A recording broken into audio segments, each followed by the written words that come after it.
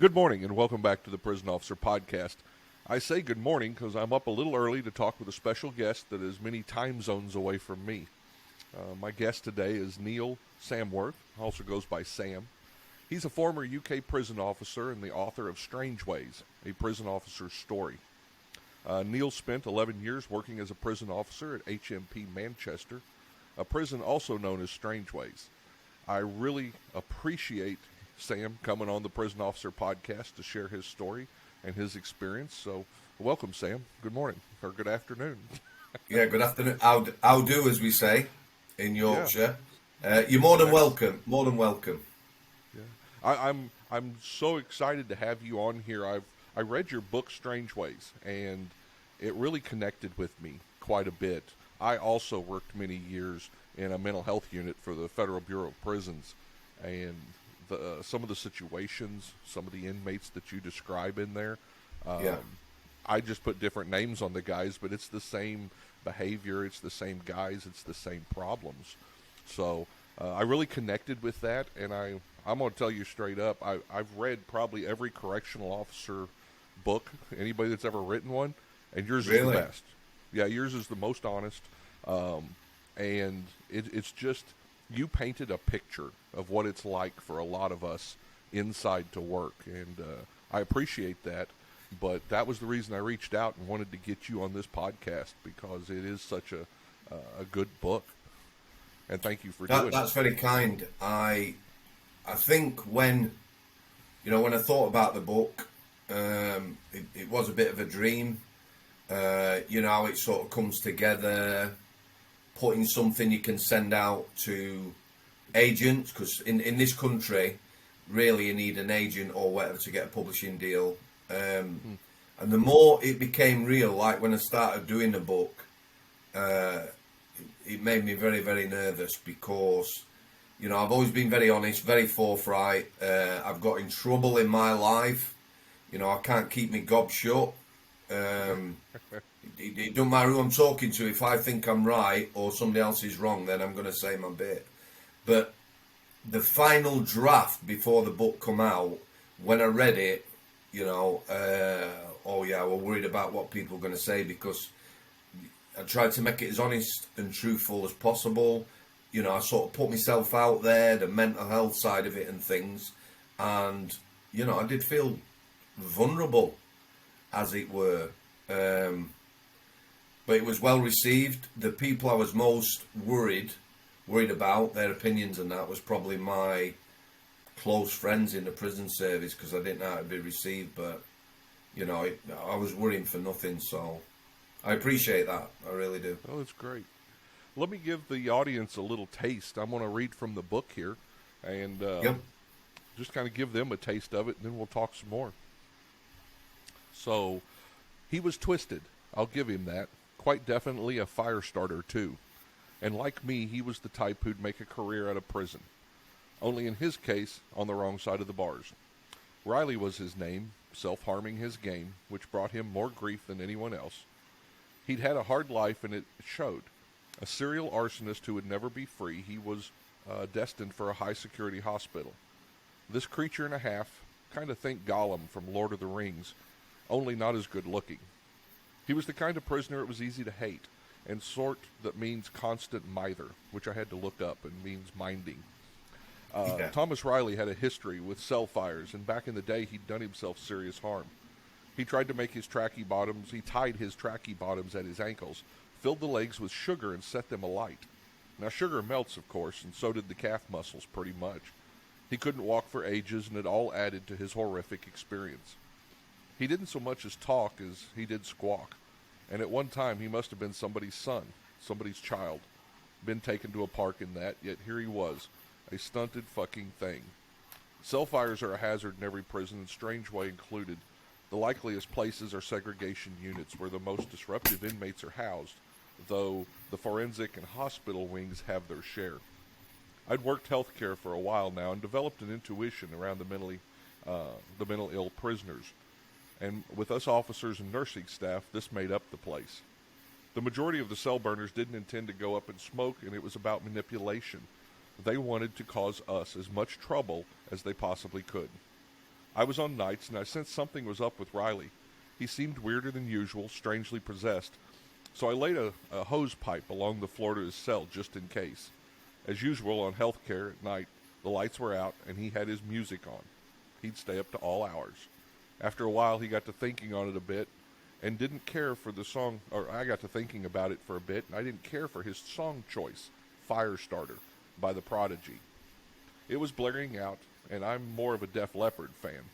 I looked through the little glass hatch on his door, and sure enough, there he was, facing the windows, off on one, dancing like Keith Flint, lead singer from Prodigy.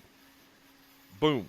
I'm the trouble starter, punkin', instigator. Now he's really into this lad.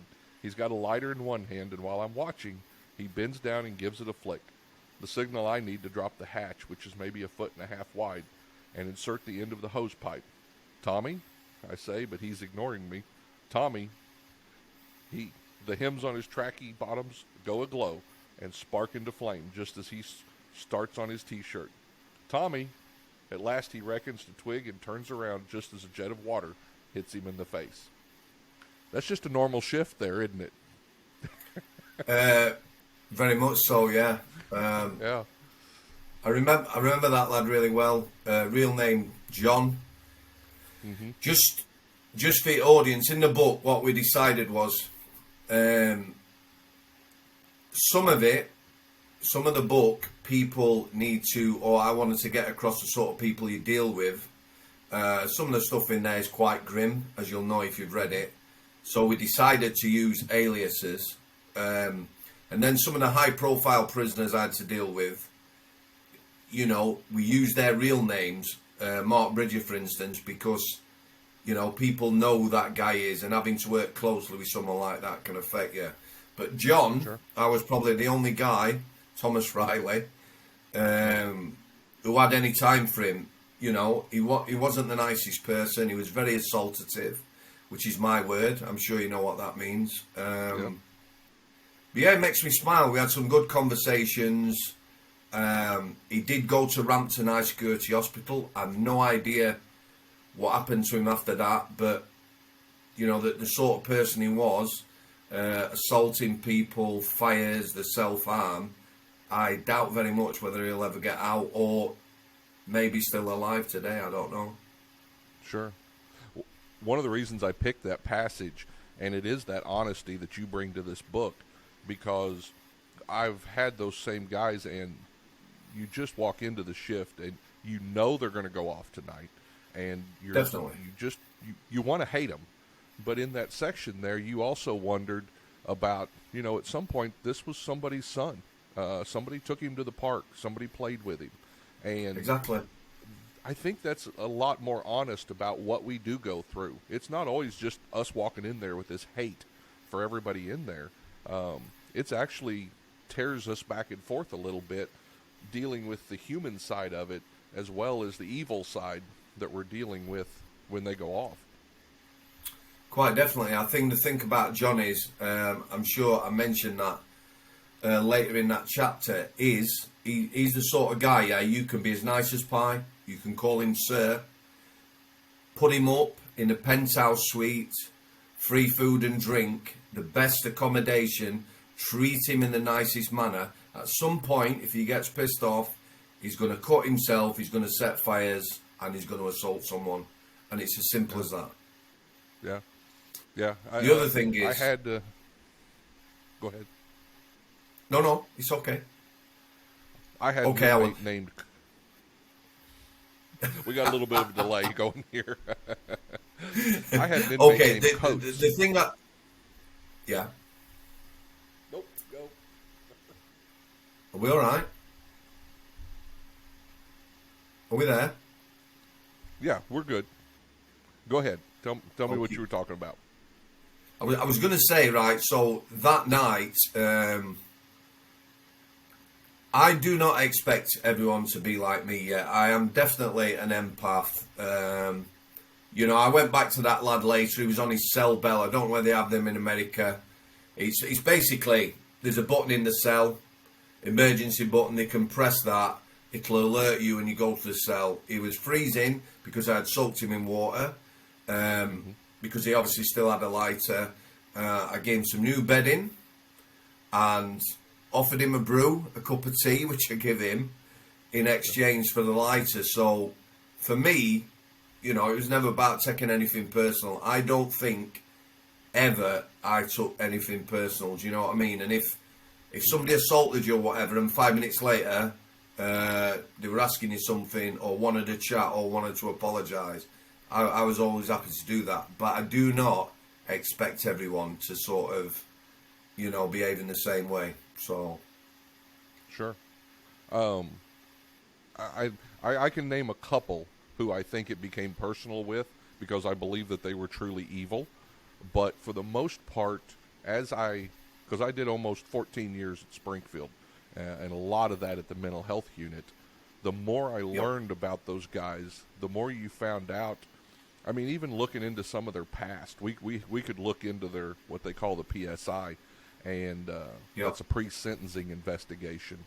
And there was an inmate whose parents used to punish him by putting him in a barrel and putting the lid on and banging the side of the barrel all day long. And, you know, how do you expect somebody to come out of that normal?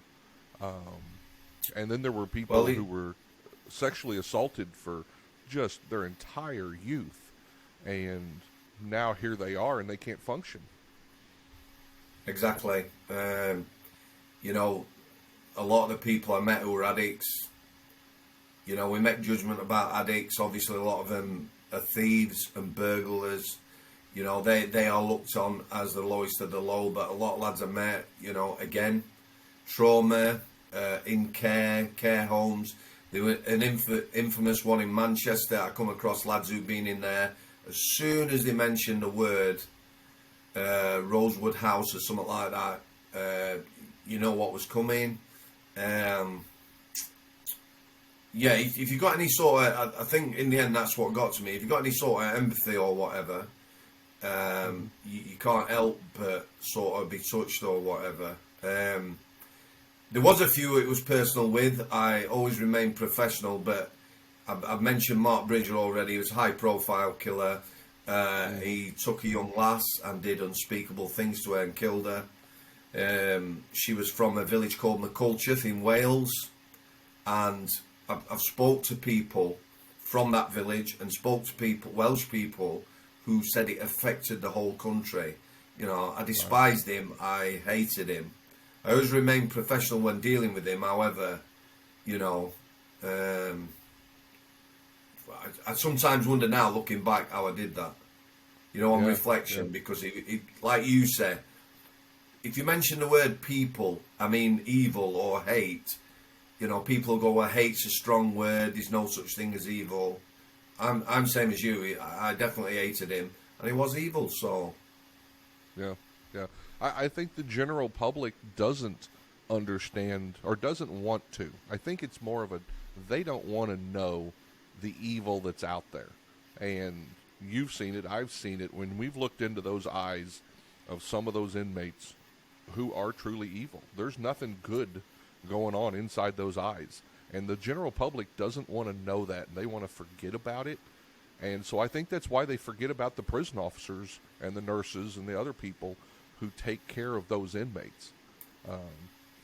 Yeah, in particular, when I worked on a healthcare at Strangeways, or HMP Manchester, official name, I look at the nursing staff, a couple of good friends now, in fact 3 good friends who've left. You know, it weighed heavy on them. Nurses by nature are empaths or whatever, and sort of trying to look after people and believing in everybody, because they do, don't they? They don't treat one any different to the other. It affected them badly. It really did. I think that job, again, everything's on reflection. I don't believe in hindsight. Looking back now, a lot of prison officers, the stress comes from not being themselves. Because I don't know about where you were. Very, very macho environment in UK. You know, you don't talk about your feelings. Everybody sticks together. It's us and them, that sort of thing, which I never went along with. So, but like I say, I think a lot of prison officers, their stress come from not being themselves, being something they weren't. Yes, I think you're absolutely right. I did an interview with Wally Long, who was running for a political position over here, and he used to be Oh, yeah. a correctional officer, and we got to talking. And Wally's very religious, and he talked about when he was working maximum security, he didn't feel like himself because he had to go in and he was trying to, be as tough as everybody expected him. And that wasn't who Wally was. He had some empathy. He had very strong religious convictions. And when he told me when he let go of that and became himself at work, a lot of the stress Yep. that he had disappeared. So I think you're absolutely right on that. You have to go in as yourself. I did. I was true to myself. I worked in the private sector first for 3 years, but certainly when I went to Strangeways after that, I landed on the biggest wing in the jail for 6 months. It was very challenging. It was a very macho wing. It was the roughest wing in the jail, no questions. And just being a decent person, if I promised someone a phone call at 8 o'clock when everyone's locked up, I would go to that person, and then you'd have like 15 staff all sort of jeering and making remarks, and you Yorkshire this, you Yorkshire that. There is a massive amount of pressure, and I've always said this, and I do believe it now. I'm laughing as I'm talking to you. I never had no problem with prisoners or patients when they were on healthcare. All my issues came with other staff and managers, quite definitely. Yeah. Yep. I'll agree with that. That's where my conflict come from. Yeah. A lot of the problems that I had, or the incidents that happened on my unit, came from the shift before. And they'd stir them up, and then here you are dealing with them. That's a classic. Do you know what? They're the worst sort of people then. If in situations like that, I remember, I think you call it commissary. I learnt that word. Is it in American prisons where they can get food and toiletries every week or whatever? Yeah? Correct. Yep. So I was on shift, on evening duty on K-Wing, and it was canteen day, which is like commissary. And on that wing, we had basic regime prisoners. They're prisoners who's on punishment. So basically, everything's taken off them, minimum time out of cell. They're in prison tracksuits if they're sentenced. It was quite hardcore on there. And all these lads who were on basic had no canteens, because one of my oppos, when they took the sheets in earlier in the week, had put them all in the bin. Yeah? So I had about 13 lads who were expecting tobacco and shower gels and cereals, and there was nothing. So right. I told them all, I asked them who they'd given their canteen sheets to, and it didn't surprise me. And I went to our SO, which is a wing manager. He's still in uniform like me, but he's a wing manager. I lost my shit. He lost his shit. All the lads who wanted tobacco, which is a big thing in prison, or it was then, we got them some tobacco. And all the others, we promised we'd do what we could to get their canteen. But I pulled no punches. They knew who had done it, and so did I. So, like you say, people doing that, I've worked with people. It was embarrassing working with them, how they talk to people. And a lot of these people sort of get away with their poor attitude and that. If I was working, one officer in particular, I'll not name him, we'll just call him Andy, yeah? He used to speak to people like absolute crap, yeah? Right. Yep. So, if I was on with him, it used to embarrass me the way he talked to people, but people would come to me and they'd say, what's his problem? I'd say I don't know. However, you know what he's like. So if he's on shift, don't go to him. Come to me, or come to somebody else. Sure. So yeah, That's quite definitely. Yeah. That's too bad. People We with you wish work that everybody could. Yeah, we wish everybody could be a professional, but not everybody is. Here's the thing. I don't know whether it's the same in America. The prison service isn't particularly looking for a type of person. So if you can pass the entry exam, the fitness test, then you're in. So, Right. you know, there was 20 people on my course. Probably 10 of them were good officers. 5 of them were making up numbers, and 5, I wouldn't have paid them in brass washers. You know, they weren't worth a toss. Weren't worth a toss, Sure. as it were. But again, you can't pick and choose who you employ. Right. And we're having a lot of that in especially the U.S. right now. Recruitment and hiring is tough. So, like you said, if you can show up and pass just the basic stuff, they'll hire you. Yeah. I wish that we spent more time testing people for their communication skills, because you know as well as I do, that's the number one thing.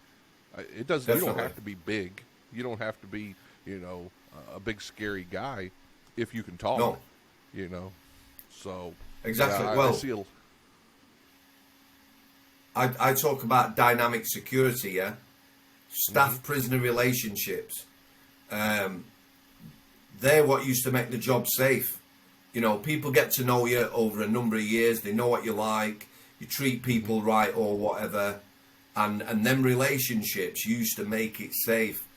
Our prison service now, possibly the same as yours, it is absolutely flat on its arse, as we'd say. They are struggling to recruit.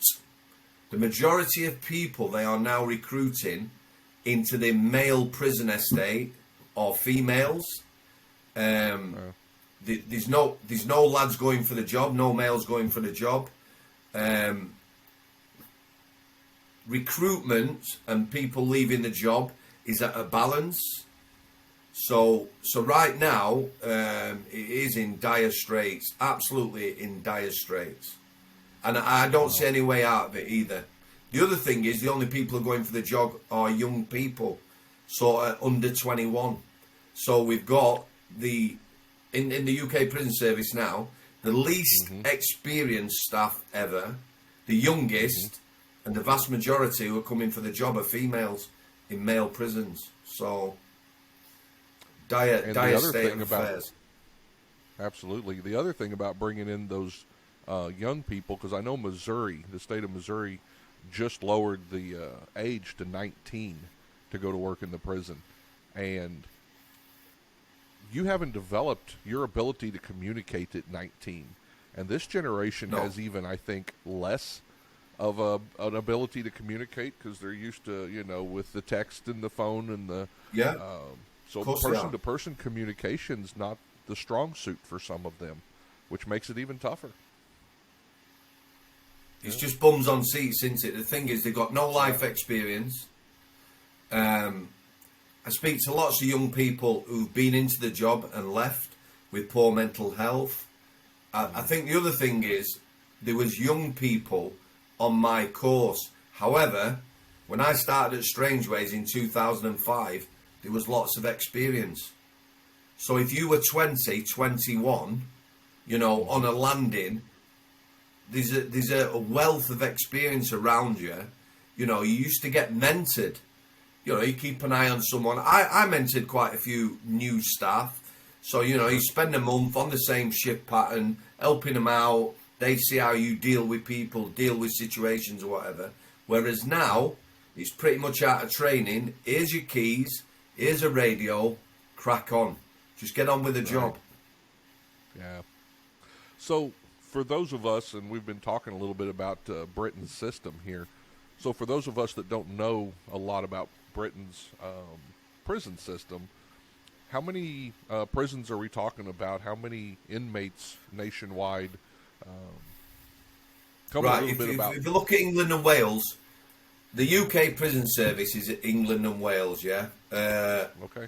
Ireland is separate, the Irish prison service, and the Scottish prison service is separate. So if we look at England and Wales, they have got a new build. I'll talk about that, but you're looking at maybe about 450 prisons. Wow. The prison population last time I looked was round about 90,000. I think outside America, per 100,000 people, there's more people incarcerated in England and Wales than anywhere else in Europe or, Okay. Possibly, the modern sort of world.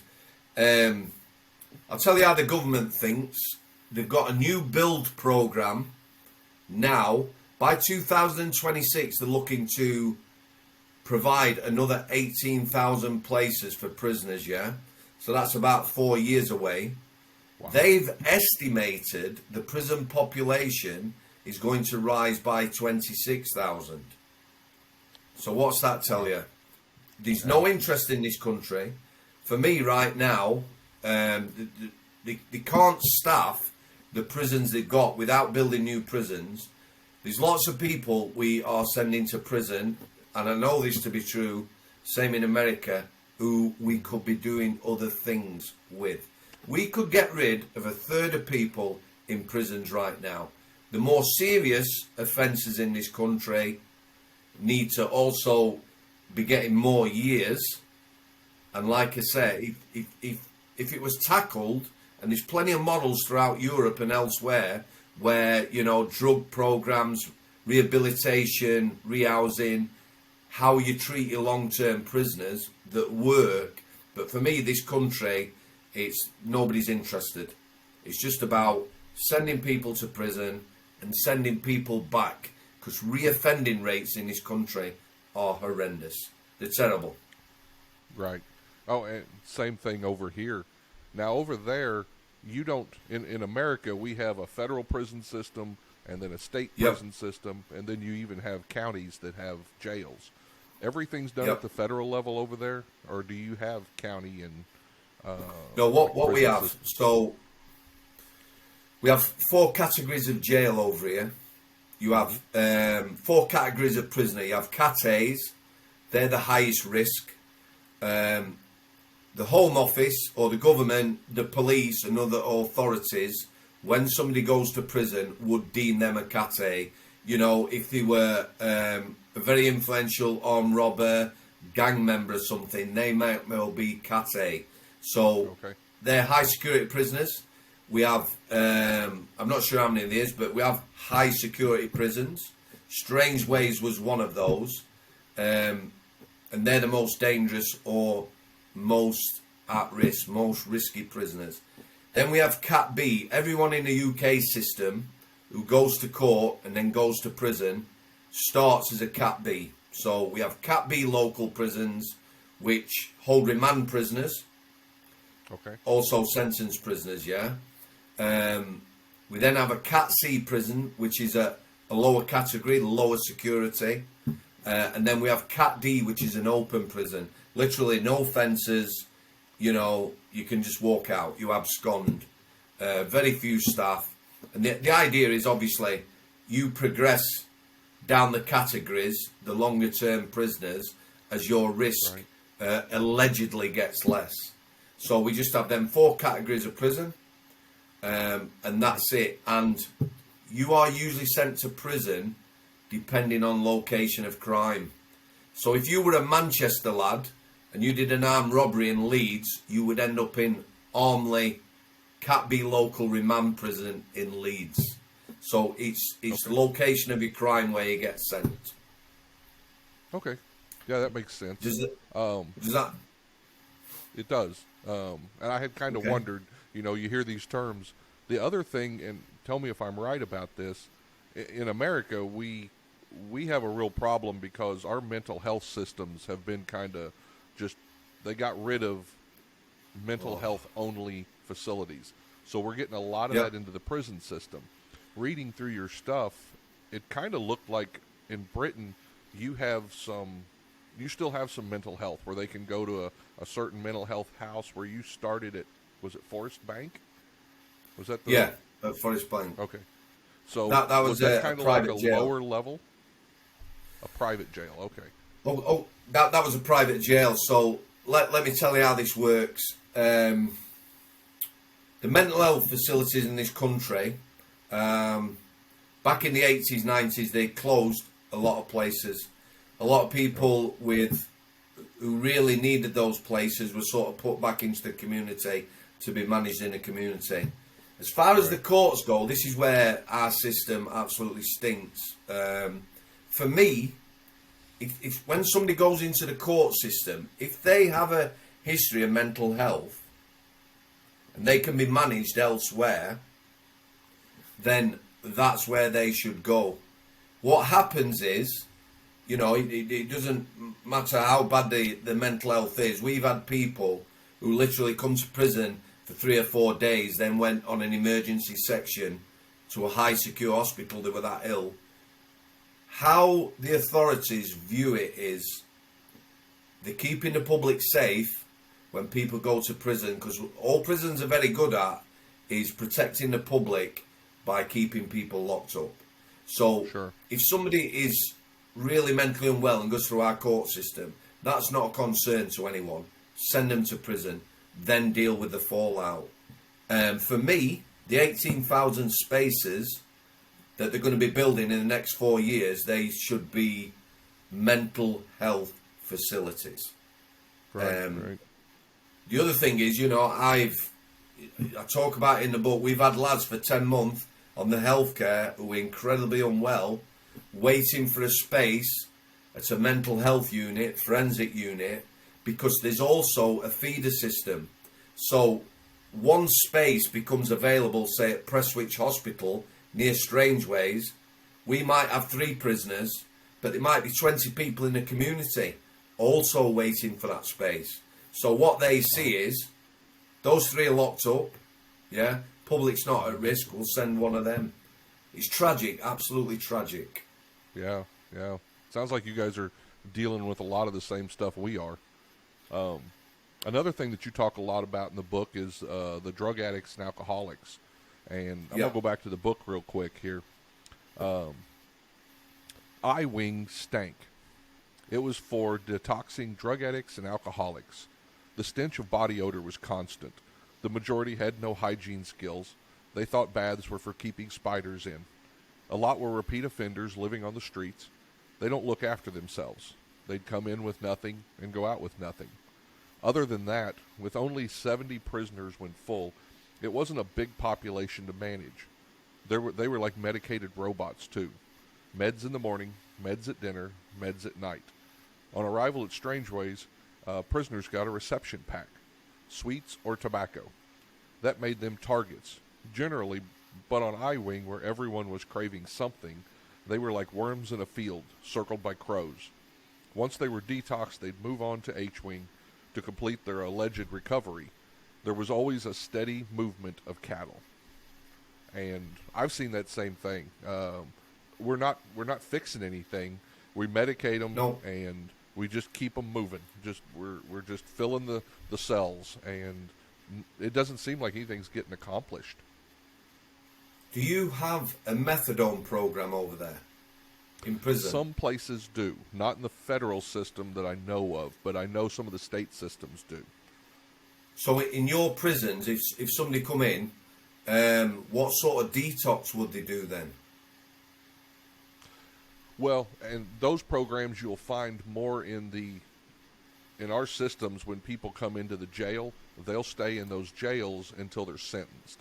So a lot of times, by the time they get to actual prison, they've already been through the jail. They've been through the detox. They've been without their drugs, hopefully, however much came in through the visiting room.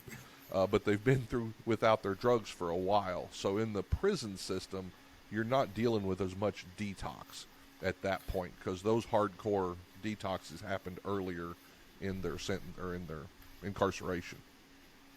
Okay, Does that make sense? A couple of major things happened in the UK, right? So at some point, a government minister said when drug testing come in that prisoners could get added days, yeah? So cannabis use, you know, it's in your system 30 odd days. Lots of people who were in prison using cannabis were getting added days to their sentence. So what people did in prison, and I've met lots of lads who said this overnight, they all became heroin addicts. Because you take heroin, it's out of your system or whatever. So we created a whole generation of heroin addicts in prison. The detox in this country used to be, they called them DF11H, yeah? They're still around now. Mm-hmm. They would come into prison, you would get 7 days medication there or thereabouts. It would be hardcore. Most of your time behind your door, you would get the shakes, you would be sick, you know, just like a detox is. They would remain on that wing for an amount of time, and then they would move into the main jail, yeah. Human rights, you know, big in this country on human rights, prisoners' rights. They decided it was inhumane. I've actually spoke to a group of Americans. They were sort of activists. They were doing good stuff. But when I mentioned the DF11H, they all pulled faces. Because it's a hardcore detox. The tablet just helps you get through it, but you do suffer. Yeah? However, I used to see lads come into the private jail, do the detox, and then they'd leave 12 months later, they'd put weight on, they were going to the gym, they looked healthier. Right. The private sector led the way in the methadone program. So those people who don't know, methadone is obviously a heroin substitute. It acts on the receptors in the brain in simple terms. Right. You started a methadone program, and for me, what happened then, all you're doing is you are maintaining that addiction. I saw it in the private sector, lots of people on methadone. Strangeways, lots of people on methadone. But here's the thing that we all know. Addicts will take anything. Yep. Some people, if they could get heroin, would take it and take the methadone when they couldn't. But other people would take methadone, heroin, smoke cannabis, take prescription meds. Subutex is another drug that inhibits brain receptors. Some people are on Subutex. And for me, not talked about this, not talked about by coroners. Nobody ever mentions it.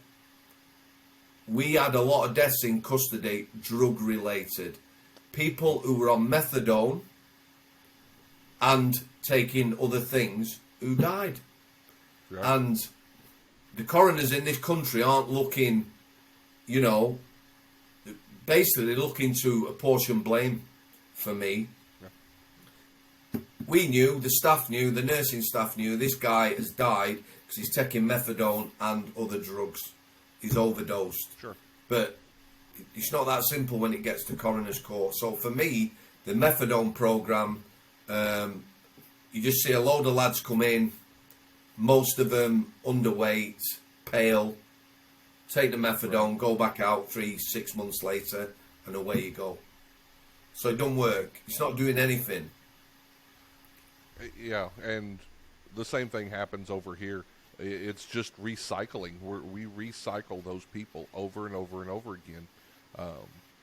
You talked about your lowest levels, and one of the things that aggravates me is our camps. And our camps are like your category, what'd you say, D?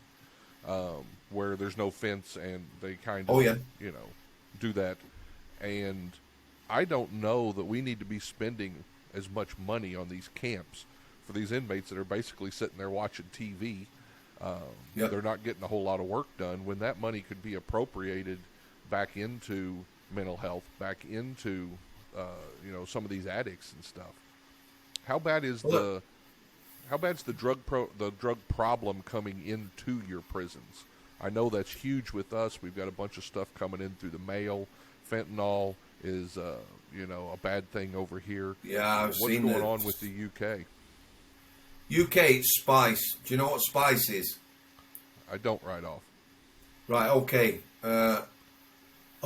Obviously, I'm not a chemist or a doctor, Right. but to break it down in its simplest terms, spice was a legal high that was on sale a number of years ago in this country. Yeah, you could get it at festivals and rallies. £5 bag, green plant-like material, with whatever chemicals in it. Yeah. Anyway, the government made it illegal under the counter. So what has happened from, well, probably the last decade, maybe a bit more, maybe 12 years in this country, in prisons, this spice that used to be, it used to be like cannabis, Right. they now spray it. You can spray it on anything. You can spray it on mail, you can spray it on clothing. It's 40 times more addictive than heroin. It's very cheap to produce. Our prisons are rife with it. It's absolutely flooded. It does correlate to the way the prison system's gone since 2015. We've gone back.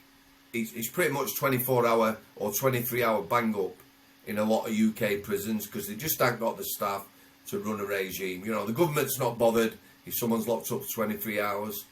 The unions, prison unions, aren't bothered. So usage has gone up. And in this country, it's absolutely... If you go on YouTube and look at Manchester's spice, it's destroyed. It's destroyed it. It's horrendous. Okay. And, corruption, which we haven't mentioned in this country, has gone through the roof in prisons. And for me, the fact they're employing way more lasses now, females, younger people who are impressionable, fall in love or whatever, has not helped one bit at all. But again, it's something that people aren't going to talk about. Nobody's going to say, corruption's gone up because of the people we're employing. It's not politically correct, is it? Yeah. And the training's not there for those young people to teach them about manipulation. I mean, No. I know when I first started, I just give some of it over to the fact I was lucky because I was young and dumb like everybody else. And I know inmates got more stuff past me back then. But you don't come into prison as a normal human being with the thought that everybody's out to get you. And because we don't live that way outside. And then you get in prison and everybody wants something and they're willing to break the rules or go around, and you have to have that constant, your head on a swivel to make sure that you're not getting manipulated. And for the females, with the males, that's a whole other deal. They don't come in there with this knowledge, so we have to teach them. We have to have training for that stuff. I remember an old-time con, an old lag, as we'd call him. He was a jewel thief. I had a long conversation with him, and he remembers females coming into the prison service, yeah? Mm-hmm. And he said, I remember it well. He said, and the discipline went. And he didn't mean it in a derogatory way. He says, it's dead simple, this, Sam. You've got a totally male environment. You add females into that environment and people take their eye off the ball. Relationships happen or whatever. And he said you could see the discipline went. And again, it's not against some of the best staff officers I ever worked with were lasses. Sure. I said this a lot, in my top 10 prison officers I ever worked with, half of them would be lasses. Some brilliant females I worked with. So it's not about that. Every workplace, you get lads and lasses together, relationships form, whatever. Prison's no different. We know it should be, but it happens. Right. Yeah. They had that. I remember that. Was she a corrections officer? Tragically, got that prisoner out in America. Yep. That was just several months ago, but yeah. Yeah, that was really tragic. Obviously, she's fallen head over heels, him not so much. People will use people, won't they? Yeah, yeah. And, you know, she wasn't new. She was a supervisor. She had, I don't remember, I'm wanting to say 16, 17 years Yeah. in the service. So Yep. she had been around this a while and still managed to get manipulated. You talk about in your book there, tractor and trailer.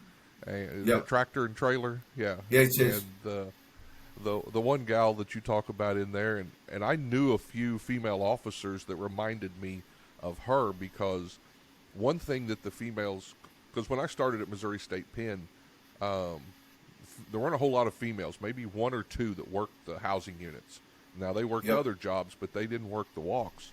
And then when they started moving the females in, it's almost like there was a mother-hen thing, and trailer kind of reminded me of that they could walk in and say things that I couldn't as a male officer. And in the maximum security, I think they humanized some of it, because when it is that all-male environment, it's just testosterone, and it's just, you know, but the inmates had to start thinking, oh, there's a female over there, and I think it made them think of their mother or their sister or their whatever, and I think it humanized it a little bit. But go ahead. Are female staff respected in American prisons? It's like everybody else. You have female staff that can walk in there and they can be that mother hen, and everybody listens to them. And then you've got some female staff that'll walk in there and just stir stuff up because they have a power trip.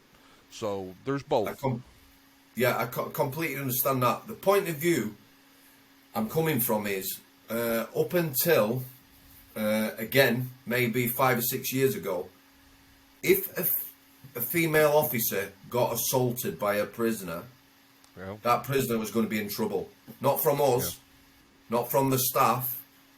You know, I have seen prisoners hospitalized for just speaking down or being abusive to a female member of staff, they're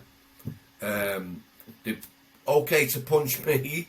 However, you know, if you attacked a female, it was definitely a no-no. It was like a prisoner code. However, of late now, very hostile environment, UK prisons, you know, people are locked up. There's none of that. There's no relationships, no staff-prison relationships. Nobody knows anyone. There's all new staff. They don't know the prisoners. And pretty much anyone's fair game. So whether you're a male or female, you know, if someone's coming out of a cell and they're going to assault someone because they're not happy, it doesn't matter. That's gone out the window. So that sort of prisoner code that used to be there has gone now. The respect is gone. So if one of your officers is assaulted over there, is the government good about charging them and giving them more time, or do they just do like whatever, it's a prison officer? Well, obviously you can see me, I'm smiling. It's not, you know, no, it's not good. There are people who've, you know, received serious charges, but however, for me, it's all for the prisoner. A lot of people go to court on charges, you know, assault, and they give them a concurrent sentence, which means if someone says serving 7 years, they'll get 3 years for an assault concurrent, which means it runs alongside their sentence. So they're not, in effect, getting any punishment. I don't believe it's treated as it should be. And our legal system, very much like the American legal system, you know, someone's always out to make a buck or whatever. So it's more like a circus for me. It's not straightforward. If someone's assaulted in prison, that charge will go to this CPS, which is a Crown Prosecution Service, and the police. If they're not for taking it on, then nothing happens. The punishment will come back to the prison, as it were. So, no, it's not taken serious for me. Not at all. that kind of makes us open game sometimes. You know, if they're not going to get in trouble for it, oh well, I don't have anything to lose. Yeah, very much so now. Definitely. So, I want to move on to. I know that you've talked about how the job affected you, and so this is more towards the end of the book, and I hope everybody will go out and read this book. I really think you'll enjoy it and the honesty that's in here, and here's some more of that. I looked in that morning, and I could see his silhouette by the window. Nothing new there. When he wasn't sat at the end of his bed, he'd do that. I wished him good morning, but he didn't answer. Again, that wasn't unusual. I finished the count, and I went to the office. I got to 8:15, and one of the orderlies who took the prisoner's dinner requested if I'd accompany him to Powell Nickpon's cell. Sometimes Nickpon came out for, am I pronouncing that right? Nickpon? Yeah. Okay. Sometimes Nickpon came out for dinner and other times refused. He might be aggressive with you or stand still like a crash test dummy. You never knew what to expect.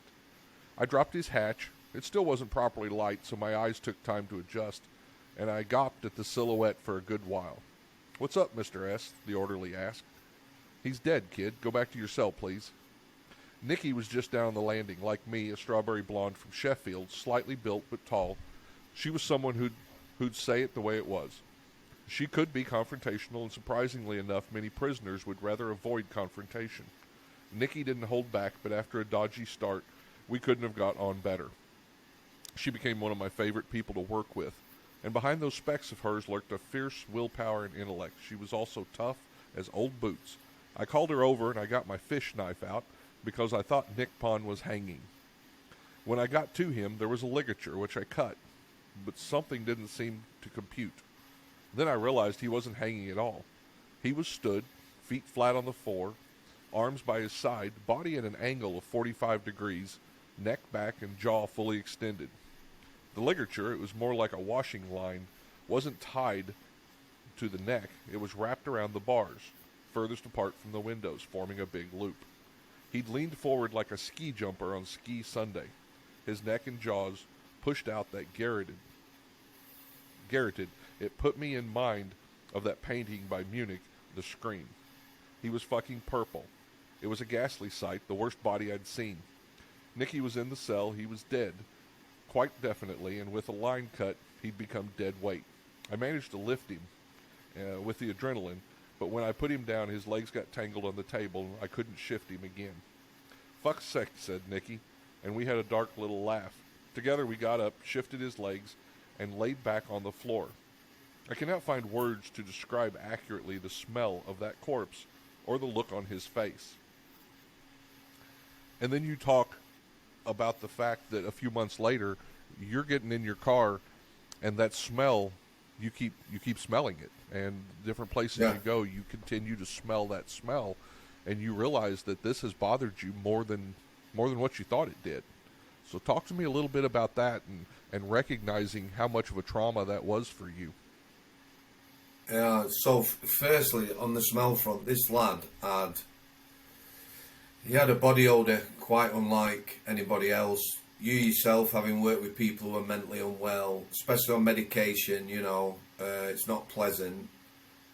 That like I said, the image of that lad now, stays with me. It no longer bothers me. I see it rarely. However, the smell, it's very hard to describe. I never discussed it before doing the book. Yeah, at that time, me and my partner and my daughter, we were pretty much on his ass, which we were short of money. I worked a lot of hours and that. We certainly didn't have money for another car. I had I don't know whether you've seen them. You call them magic trees over here. They shape like Christmas trees. The air fresheners. Yeah? Right. So I had like 3 of them in the car. It stank. My missus has asthma. It affected her. She was kicking off. But every time I got in that car, I could smell that lad. It wasn't pleasant. And I'm driving home one night. It was raining. I didn't have a coat, didn't have my prison coat. I turned off the East Lancs, which is a road that comes out of Manchester. I was about 1.5 miles from home. I was tired, hungry. Pulled the car up on the curb, got out, and walked home. I'd had enough. The smell. I walked home. I was pretty wet when I got in, pissed off. Like I say, I was tired. The missus said, "What's up?" Said the car's broke down. She didn't say anything. Obviously, I was quite moody. And the next day, I took the day off. Phoned a scrap company who come and pick the car up, and away it went. That car, longest I've ever had a car. I love my car. We couldn't afford another car, but it had to go. It was only when I did the book that I told the missus about that. I'd never told her before. Her mum and dad lent us some money to buy another car. So to all intents and purposes, it broke down. It was beyond repair. But the reason was the smell.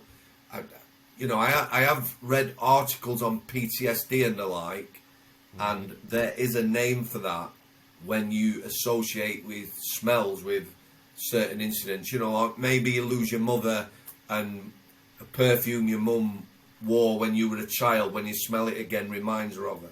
That sort of thing. Absolutely.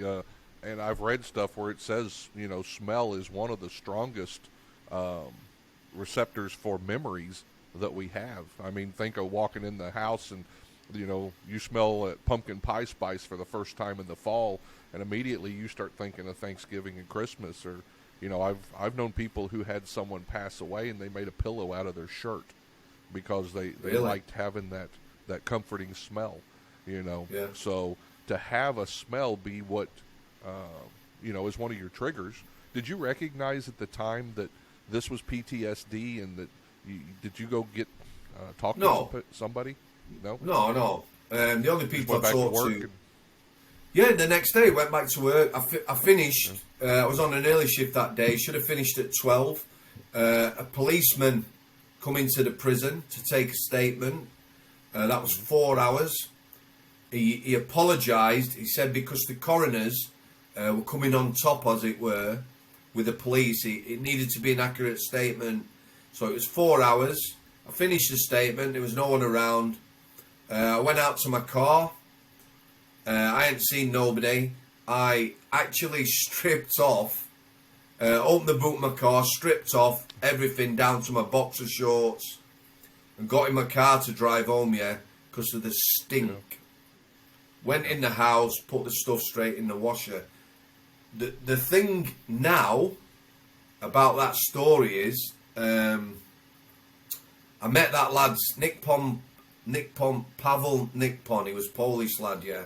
I actually met his sister at the coroner's court. So, the coroner's court was 2 weeks long. I was probably the last one on the stand, pretty much, yeah, at the end of the 2 weeks. Now, I knew this lad. I knew him really well. I knew about his behaviour. I knew everything about him. I'd worked with him the most. For me, the coroner's court, the first witness that should have been in that court was me. I could have told the coroner and his sister everything about him and his behaviour. So when I actually got on the stand after 2 weeks, the coroner says, we've got a young lady here. So you imagine that. She's come from Poland on her own. Yeah, wow. There's nobody there. Her brother, when she actually got to see the body, he'd lost weight. She couldn't understand that. She couldn't understand why he was on the healthcare. She couldn't understand why he was on an unlock protocol, which means he only came out on his own, not with other prisoners. All these things she couldn't understand. So, through the coroner, he's asking me questions. I made a lot of eye contact with her, explained. She had a translator. She was crying all the way through it. I was on the stand about 4 hours. Afterwards, the prison service had a barrister, part of the legal team, came and said, she can't speak to you, but she'd like to thank you for looking after her brother. So I'm getting a bit teary now, this, because This was quite moving, yeah. Thank me for looking after a brother, and you know, we couldn't really do a lot for him. He weren't good, and I just think it was really sad. You know, it must have been terrible for her losing a sibling like that and having to sit for 2 weeks before she actually found out what had happened. So, yeah. You know, that is a side that people won't see. Absolutely. You know, that probably affected me more with his sister than the actual incident itself. Right. One of the inmates that had some of the most mental health problems I've ever seen. He wasn't even there, and he would self-harm constantly. And he had a couple of family members come in, and this is what a lot of people don't understand. They expect their family members to be like this mental health inmate. Well, his family members came in. His sister was an attorney, and his mother was a judge. You know, and they knew he had mental health problems, but they hadn't seen him in years and seen where it had progressed to. So it was quite shocking for them. And I remember, we had to stay there with them while they visited. But that was quite shocking. The other thing I think a lot of people don't understand that you talk about in that last paragraph is people have this idea of when an inmate commits suicide and hangs themselves, that they're hanging from a light fixture or something. And I know of two during my time who you walk by the cell and they just look like they're sitting against the bunk. And what they've done is put a ligature around their neck and just set down that 2 inches, to just cut off the air, and passed away. And you can't tell. You have to really stop, and, it's crazy. So, yeah, I've seen the same thing you have there. Quite definitely, we had quite a few deaths with like crocodile rolls where people laid in bed, they literally ligature around the bunk, ligature around the neck, and just, like a crocodile would. So they'd be laid in bed, look like they were asleep or whatever. Death in custody in this country are very difficult for the families because the coroner's inquest, it used to be 12 months, 18 months after a death, which is a long time for people to wait. Now, it's about 3 years. So people are losing their loved ones, and the inquest is like 3 years later. Not getting answers for years. Wow. Well, they're not necessarily going to get any answers because the thing is, you're told quite clearly, if an incident's 3 years ago, I can't remember. That's all people do. The other thing is, the coroner's courts are, for me, very hostile. It's not about the coroner, primarily they should be looking at the cause of death. So if they were on methadone and taking other things, maybe a drug overdose, they're looking to apportion blame, looking to blame somebody, whoever it is, the nurses used to come under fire. I remember one nurse who had interviewed a prisoner 2 years before in reception. The coroner was asking her, did you ask him this question? And 2 years later he's died, and this last blesser was like, I can't remember. Well, you should. You haven't signed to say you asked him this. Did you ask him? And it was irrelevant. It was nothing to do with the death. It's almost like they're on some sort of power trip. Yeah. Trying to put that blame somewhere so they can blame somebody for it, so the people higher up don't have to answer for it. Yeah. Exactly. Yeah. Shit rolls downhill, as they say. Yeah. So tell me about, you spoke a little bit about your book. How was that cathartic for you? Was that being able to sit down and put all that down on paper? Did that help you? Did it, I know you talked about it, that you hadn't thought about that one part until you started doing that. Was it a big thing to help you get past some of that? Right, okay, so it's 2022 now.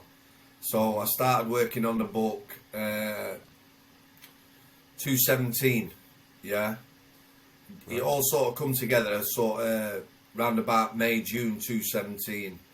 At the time, 2018, when the book came out, I did lots of TV and radio. Everyone asked me the same question. I said, yeah, it did. You know, it was a good thing. Now, on reflection, no, it made me incredibly ill. Oh, really? It did, yeah. It did. You know, when you're doing a book, obviously I'm an author. I work with a fantastic writer. So you got an original script, and then you're working with the publisher constantly, you know, trying to get it accurate, maybe cutting bits out, looking at other bits. You know, I maybe read the script 15, 20 times, the full book, coming up to it being published. I wasn't sleeping, nightmares every night. Not always, you know, they weren't always dark or unpleasant. You know, they weren't always bad. It's just I couldn't shut down. And although the book gave me some purpose, Right. it definitely wasn't enjoyable, and it wasn't a healing process either. Now, Right. yeah, you know, it's something. I've never regretted anything I've done. Being a prison officer allowed me to do my book, and you know, give me them experiences. So, but it Sure. definitely made me ill. Wow. Just reliving all that and bringing it back up, huh? Yeah. Yeah. I mean, you could say now what I'm doing now. I have moved on a lot. I speak to a lot of different people, loads of people who have their own, you know, like traumatic childhoods, poor mental health or whatever. So, and it doesn't affect me, you know. I'm not taking everything on board, even though there's a lot of negativity. It's just sort of Right. give me a focus or whatever. So, yeah, I've definitely, I suppose, always have something to do with criminal justice and mental health, but Right. it's in a positive way, as it were. Well, that's great that people are reaching out to you and you're getting to tell your story. I've read this one, the first one, but you've come out with a second one. Yeah, that's Correct. right. So It's, tell me a little bit about it. So this one, Strangeways Unlocked. Okay. Yeah. I visit some of the stuff I didn't visit in the first book. You know, some of the characters I came across, talking more about the system and how broken it is, and then I introduced some characters. There's only two characters. One whom I've met, one who I've never met physically, but I feel I know really well, and the other characters are lads I used to lock up. So it's sort of their journeys, their childhoods, how they came in, you know, to become criminals, the mental health side of it, family upbringings, and where they are now. And you know, a lot of it is grim. It is really dark. What I'm hoping that when people read this book, they'll have a better understanding of how some people end up in prison, and maybe not be so judgmental. But it's totally different from the first book. It's not going over anything. It's not the same thing. It comes at it from a different angle. Before you ask me whether this was cathartic, it was incredibly difficult to put together, because, you know, I'm visiting these characters, doing their stories, making sure their stories are accurate, Right. as well as putting it together with the other stuff. So it was a complicated book to put together, which made it quite stressful. However, you know, it's quite liberating as well. And it was for the lads that I discuss in the book as well. You know, it's given them sort of a platform or whatever, something they can go back and look at. So, yeah, very enjoyable. Okay. Well, when I get the chance here shortly, I'm going to buy that one, and I'd like to bring you back on after I read that one. Definitely. You willing to come? It comes out in paperback in January 2023. Oh, okay. Is it out in hardback now? It's out in hardback now, yeah. Okay. So tell everybody where they can get your books. Where can they pick those up at? The best place is Amazon. If you go to Amazon, obviously my first book, Strangeways, A Prison Officer's Story by Neil Samworth. And the second one, Strangeways Unlocked by Neil Samworth. Okay. If people wanted to reach out to you, do you have a website that you would point them towards? YouTube, Real Porridge. My channel's called Real Porridge. Okay. Sam Samworth. Real Porridge. In this country, they used to call prison porridge. Doing your porridge, doing your time. So my YouTube channel's called Real Porridge. But if people go over there, under every single video, there's an email for the channel. And if they want to send me an email, I'll get back in touch with them, usually within a couple of days. Okay. Well, I can't thank you enough. Like I said, I love this book, and it was one of the best books I've ever read by a correctional officer. It's the most honest, and you just tell it like it is. And even though you're over there in the UK and I'm in America, I really, I felt a kinship to what we've both seen and what we've done. So I'd like to see everybody go out and get Strangeways and pick up the new one. I'm going to go pick up the new book, and then I'll get a hold of you, and I'd like you to come back and let's finish our talk on that. Listen, mate, we've only scratched the surface, haven't we? Absolutely. There's a lot of things I'd like to ask you about the American system as well. Okay. Yeah, let's do that. Well, thank you, Sam. I appreciate your time, and I'll see you soon. Thanks for coming, and very much appreciated. Absolutely.